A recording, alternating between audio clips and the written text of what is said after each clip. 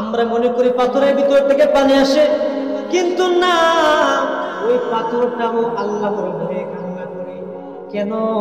ও আনফুসাকুম ওয়া আহলিকুম নারা ওয়াকুদুহান নাস ওয়াল হিজারা।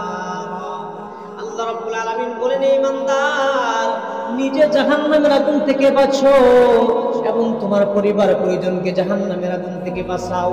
যেই আগুনের ইন্ধন হবে, যেই আগুনের লাকড়ি হবে মানুষ এবং পাথর। যে আগুনের লাকড়ি কি হবে? মানুষ। 2 নম্বরে পাথর।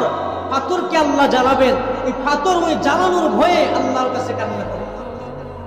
মুসলমান ভাইরা আমার, আল্লাহর এক ওলি রাস্তা দিয়ে যাইতেছেন পাহাড়ের মধ্য দিয়ে, হঠাৎ করে বিকট শব্দে